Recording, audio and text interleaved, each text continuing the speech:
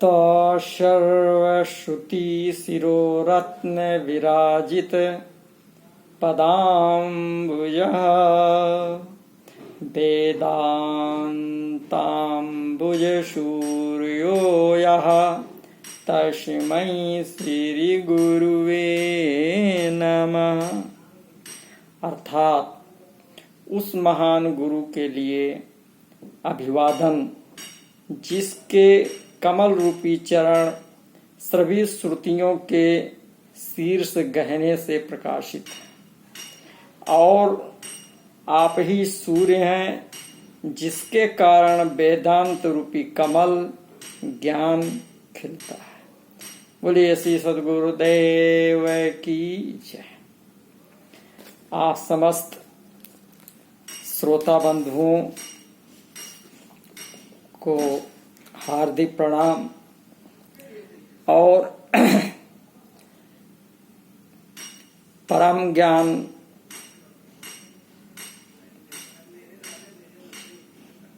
के अंतर्गत,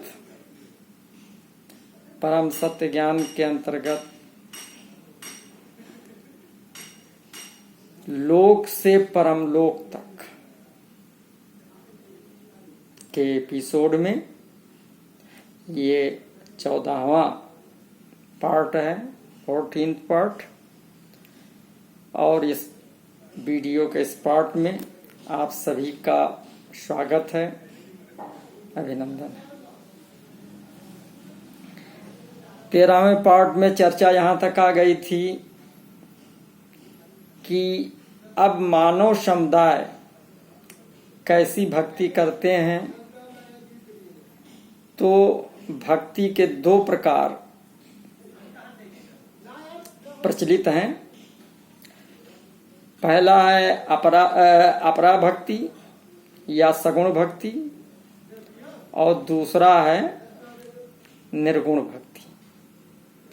तो सगुण और निर्गुण दो धाराएं भक्ति के अंतर्गत पूरे ब्रह्मांड में बह रही हैं।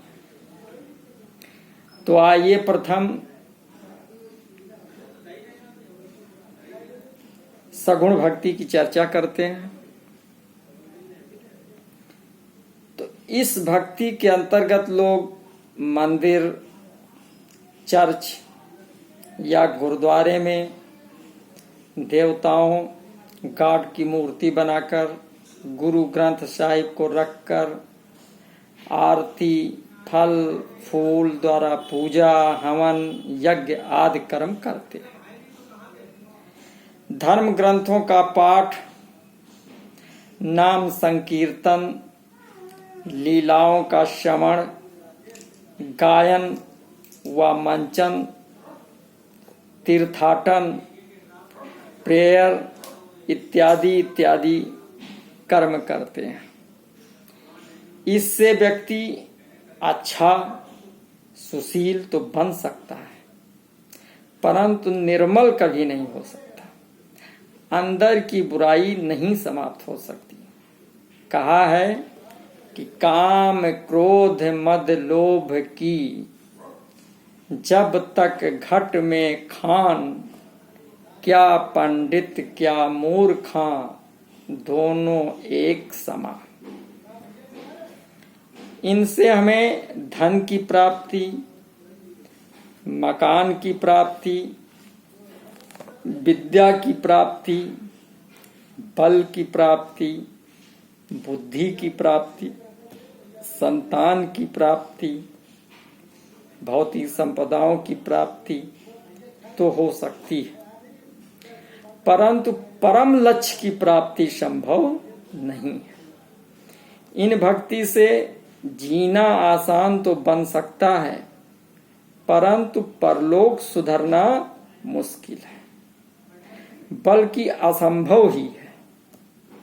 क्योंकि ये सब भक्ति केवल भौतिक संसाधन प्राप्त करने के लिए ही की जाती है।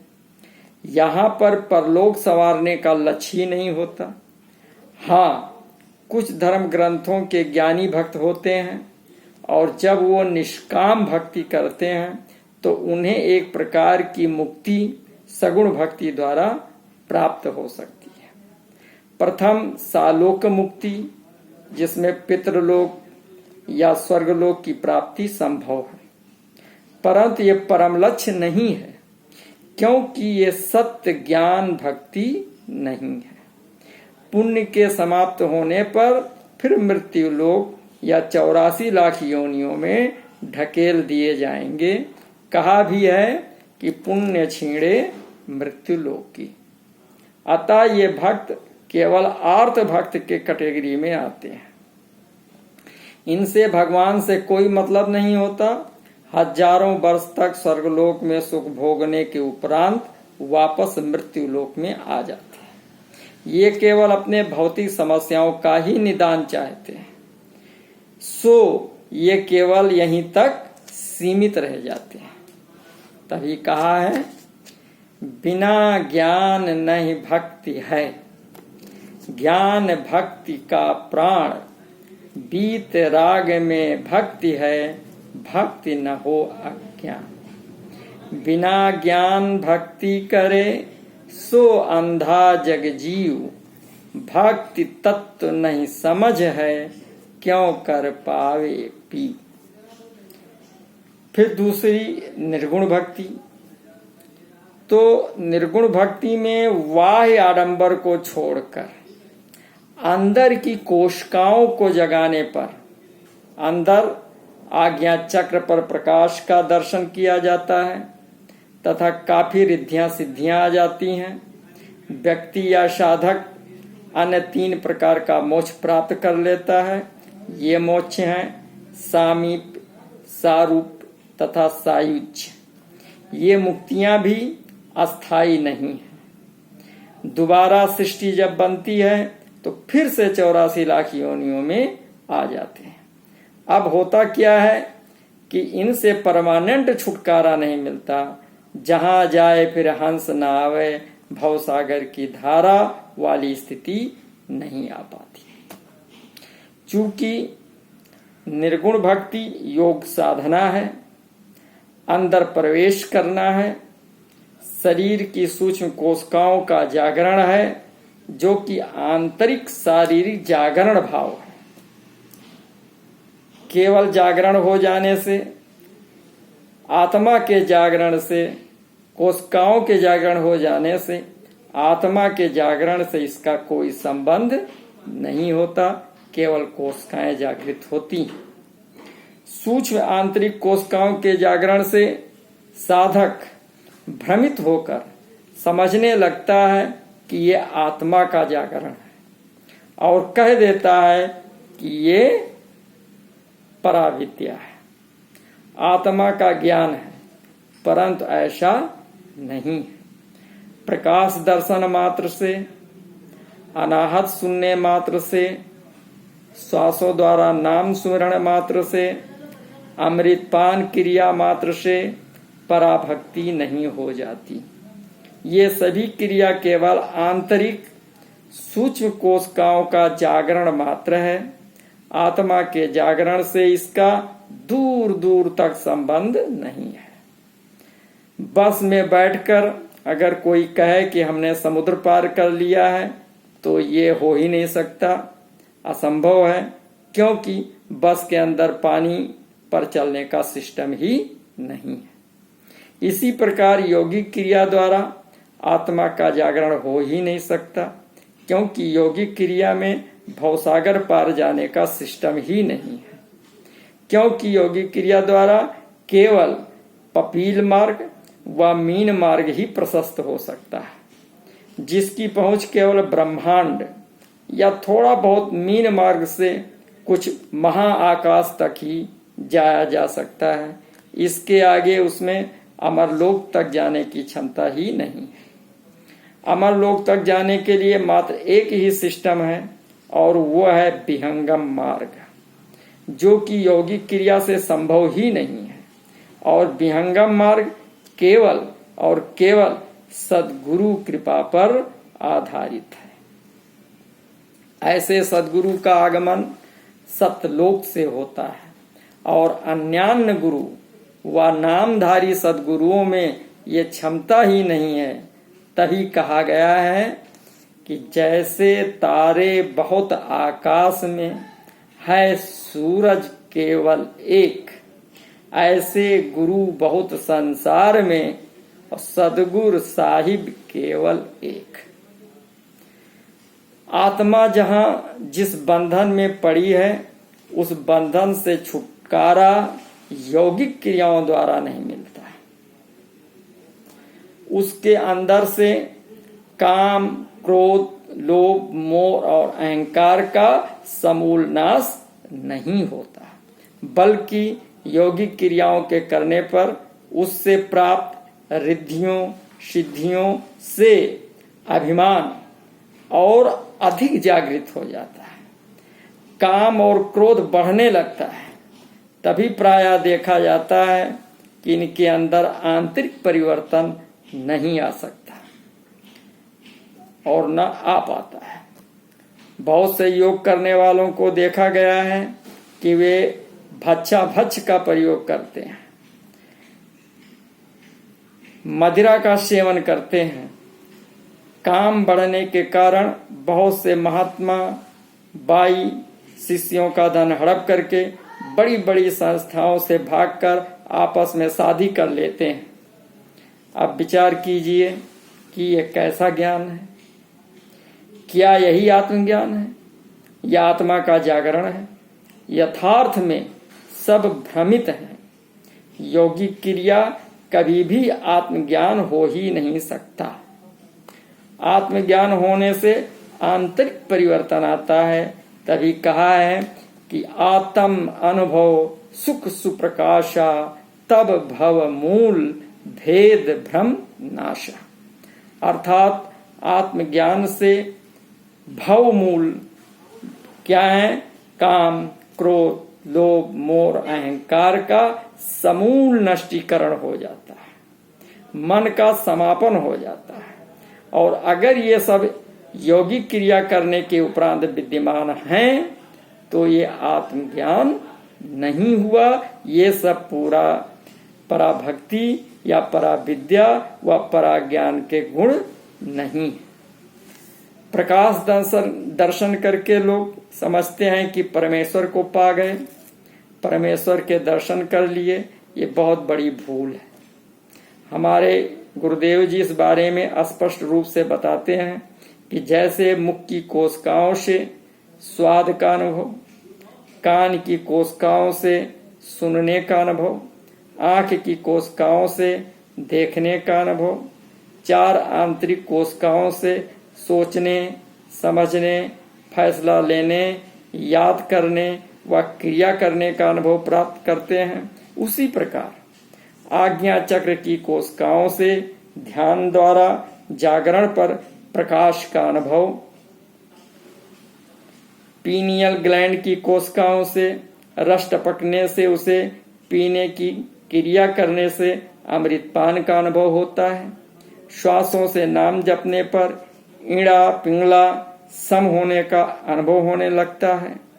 भंवर गुफा के कोशिकाओं के जागरण से ब्रह्मनाद का अनुभव होने लगता है। इनसे हमारा शरीर स्वस्थ होता है, बीमारी खत्म हो जाती है, सुख का अनुभव होने लगता है। पितृलोक, स्वर्गलोक, वैकुंठ लोक तक पहुंच हो सकती है।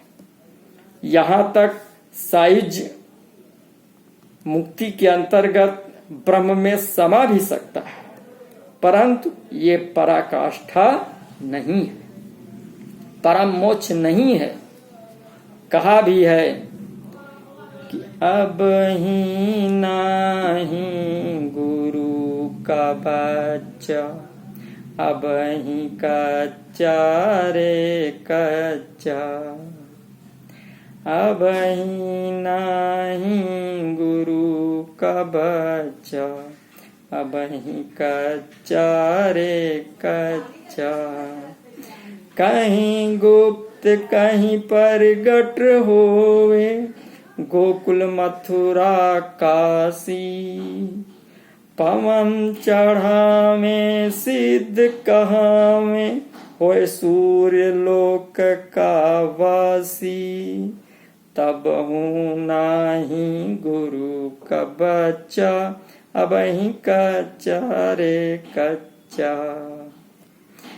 करि स्नान भभूत चढ़ावे, ब्रह्म अग्नि उद्गारेगा। जल के ऊपर आसन मारे, और जो बोले सो होवेगा। तब हूँ नाही गुरु का बच्चा, अबहि कच्चा रे कच्चा। जो कोई कहे पुरुष अविनाशी, ज्योति स्वरूप लखावेगा। वेद विविध के मार्ग छाने, तन लक्कड़ करि डारेगा। तब हूँ नाही गुरु का बच्चा, अबहि कच्चा रे कच्चा। और जोगी होई के योग कमावे, रोम रोम करि छानेगा। तीन लोक में कछु न छोड़े, पूरा जोग कमावेगा। तब हूँ नाही गुरु का बच्चा, अबहि कच्चा रे कच्चा। और एक शून्य की कौन कहावे, 7 शून्य ले जावेगा। महाशून्य पर आसन मारे, सोहं का घर पावेगा। तब हूँ नाही गुरु का बच्चा, अबहि कच्चा रे कच्चा। तो कहा पक्का कौन है? तो कहा सार शब्द सदगुरु से पाए। सार शब्द सदगुरु से प्राप्त करे। सार शब्द सदगुरु से पाए, क्षर अक्षर से न्यारा। तब ही भया रे गुरु का बच्चा, तब भया पक्का रे पक्का। तब भया रे गुरु का बच्चा, तब भया पक्का रे पक्का। यानी 4 शब्द जब सदगुरु से प्राप्त कर लेगा, जो क्षर और अक्षर से भी अलग है, ऊपर है, तो वही 4 शब्द अमरलोक जाने का टिकट है, वही लेकर जाएगा। गुरुदेव जी कहते हैं कि पूरे ब्रह्मांड में निर्गुण भक्ति केवल 5 नामों पर टिका है। इसी पर जितने हमारे बड़े बड़े पुरातन संत हुए हैं, देव त्रिदेव हुए हैं, इसी पर चलकर अपनी अपनी सत्ता में डटे रहने का प्रयास किया है। फिर भी ना तो वे स्वयं को बचा पाए हैं तथा ना तो लोक को बचा पाए। आइए देखते हैं कि वे 5 नाम कौन से हैं। इस संबंध में मैं यहाँ पर संत कबीर साहिब जी की वाणियों का सहारा लूंगा। आइए समझते हैं कि वे क्या कहते हैं।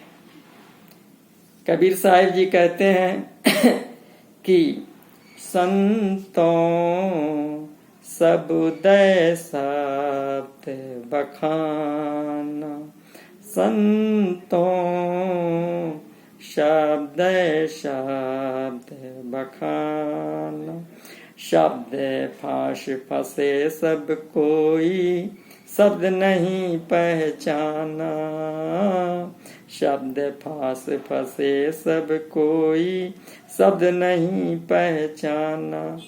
जो जिनकी आराधन कीना, तिनका कहूँ ठिकाना। संतों शब्द शब्द बखाना।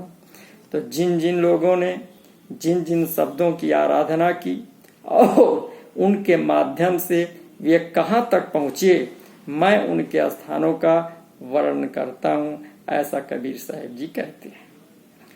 तो सर्वप्रथम परम ब्रह्म ने 5 शब्द का उच्चारण किया, जिससे 5 तत्व का सृजन हुआ। ये क्या है? तो बताया कि प्रथम पूर्ण पुरुष पुरातन, 5 शब्द उच्चारा। सोहं सत ज्योति निरंजन ररंकार ओंकारा। ररंकार से आकाश तत्व, सोहंग से वायु तत्व, ज्योति निरंजन से अग्नि तत्व, ओमकार से जल तत्व तथा सत से पृथ्वी तत्व की उत्पत्ति हुई और इन्हीं से संपूर्ण ब्रह्मांड तथा भूत प्राणी के शरीर की रचना हुई। ब्रह्मांड में स्वर्ग, पृथ्वी तथा पाताल तीनों लोग, सूर्य और चांद, तारे, संपूर्ण आकाश मंडल, पहाड़, नदियां व मैदानी इलाके, संपूर्ण संसार, सब कुछ आ जाते हैं। अब चूंकि निर्गुण भक्ति इन्हीं 5 शब्दों के इर्द गिर्द है, इसलिए इनका श्वासा के माध्यम से जाप करने पर इन्हीं शब्दों द्वारा उत्पन्न तत्वों में ही उनकी गति होती है। क्योंकि हम शरीर के अंदर ही उपासना करेंगे तो हमको शरीर की ही प्राप्ति होगी, ये सत्य है। आत्म तत्व से इनका कोई मतलब नहीं होता, अर्थात इन 5 शब्दों से किसी भी प्रकार का आत्मज्ञान नहीं होता, बल्कि इन तत्वों से रहित होना ही आत्मज्ञान है। जबकि निर्गुण भक्ति व संत इनसे प्राप्त उपलब्धियों को भी आत्मज्ञान व पराकाष्ठा मानकर यहीं तक सीमित रह जाते हैं, जिसके कारण साधक भक्त अपने परम लक्ष्य जो कि परम लोक है उससे वंचित रह जाता है। अतः यह सिद्ध हो जाता है कि निर्गुण भक्ति पराभक्ति व पराविद्या नहीं है, क्योंकि जहां तक ये 5 तत्व हैं वे सब अपरा विद्या के अंतर्गत आते हैं। इन 5 तत्वों से परातत्व आत्म तत्व का कुछ भी विकास नहीं होता। आगे गुरुदेव जी बताते हैं कि